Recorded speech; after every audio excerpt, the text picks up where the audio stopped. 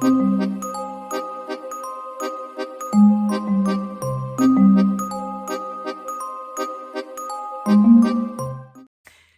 welcome to this new video. My name is Martina Vincenzi and I am the founder of the VIP Flight Attendant Academy, private jet coach. And my little friend in here is Elvis, my naughty elf. Well, on today's video, I would like to talk with you about the earnings, the salary of a VIP flight attendant on a private jet. You may have seen already something about it on my latest Instagram reel. However, I would like to elaborate the concept a little bit better. First of all, you have to identify which geographical area are you referring to, because there is a lot of difference between countries and geographical areas. America is for sure the area that pays the most, so you can get very nice salary and you can earn quite a lot of money working as a VIP flight attendant in the United States. In Europe, it really depends on the country of reference. However, the country of reference, the country that pays the most in Europe are Switzerland, United Kingdom, Luxembourg and Malta. Malta, not really for this salary itself, but because it can provide you with a sort of benefits when it comes to the tax payment. So you can have you can pay less taxes and therefore save some money that will fall into your personal money. So regarding Malta, this is how it works, and it's quite of a luxury and very nice agreement and deal that you can get with Malta. Then we have the Middle East, which it pays something in between compared to Europe and the US, and Africa, which is also paying quite some money because of the danger of the areas. You may often have to fly in countries with a civil war going on, or in countries where it might be dangerous from the health point of view as well. So they normally pay in dollars and a very good amount of money because of the risk you have to take. Anyway, on average, the salary of a VIP flight attendant can go roughly between $50,000 to $120,000 per year. On top of that, you have to put some bonuses, for example, the tips that you may receive. Being tipped as a VIP flight attendant is not an everyday thing, so do not believe that is happening to everybody every day, not at all. For example, if you fly with the owner of the jet, the owner is not going to tip you unless it's a special occasion like Christmas, for example, because you are already part of his entourage somehow, so there is no need to tip you.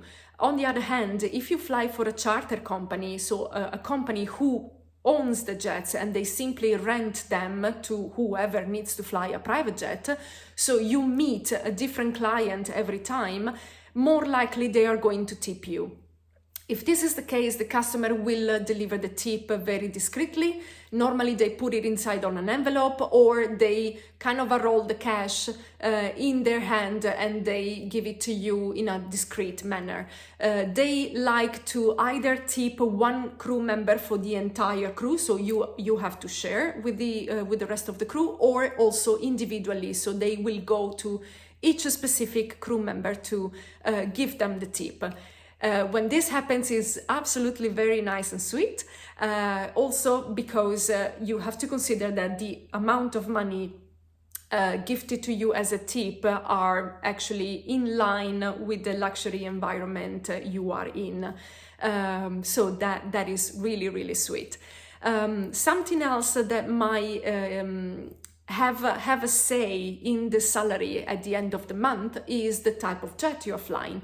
If it is a very small jet, normally there is not a dedicated flight attendant, but eventually a flight attendant can be called, let's say, on demand for specific flights only. And this type of jet, they fly short distances. So that's also another reason why there are normally not flight attendants on board small jets, also for the dimensions though.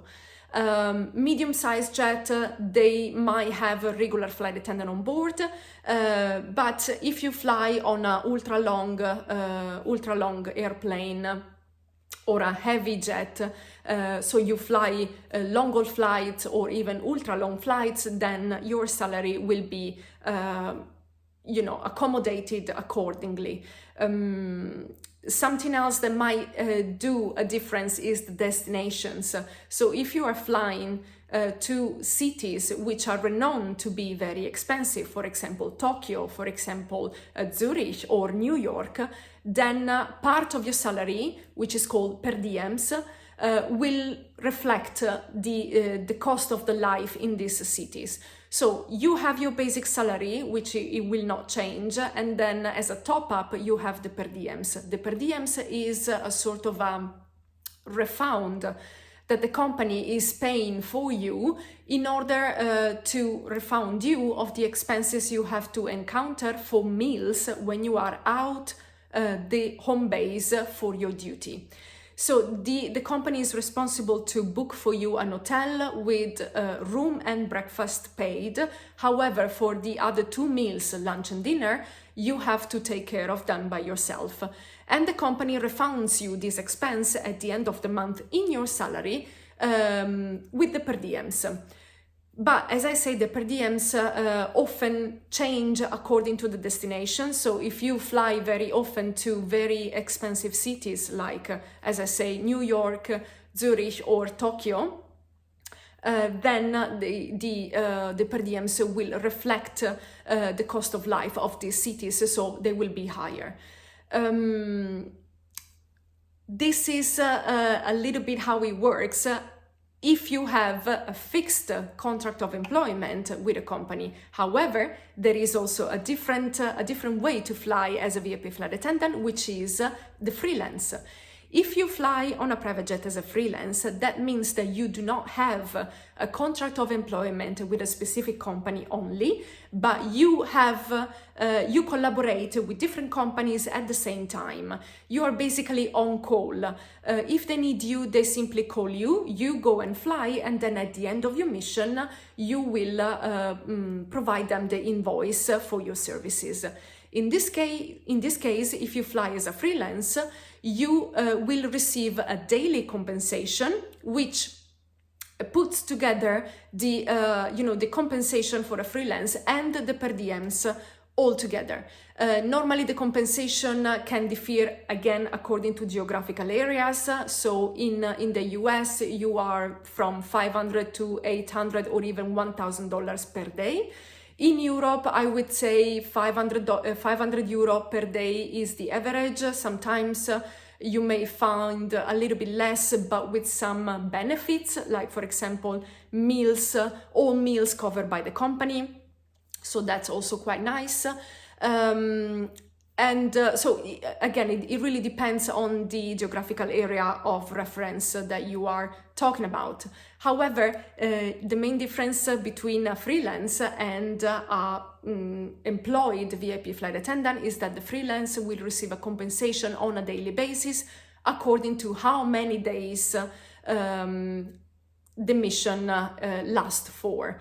Sometimes you can also find a company that asks for you for an agreement. So if the mission is longer than 15 days, you do not do like 500 euro times 15, but you may come down to a deal, let's say a forfait that covers, so an amount of money that covers the entire length of the period, of the duty period, without calculating literally every single day, a sort of take 3, pay 2, something like that, something of those offers that you may find in a supermarket. I hope that this can clarify a little bit better how does it work on a private jet when it comes to the salary and to the earnings of a VIP flight attendant. I am always available if you want to learn more about the corporate aviation, the flight attendant life, and private jets in general. Feel free to reach out. So that's all for today. Ciao for now, and baci baci.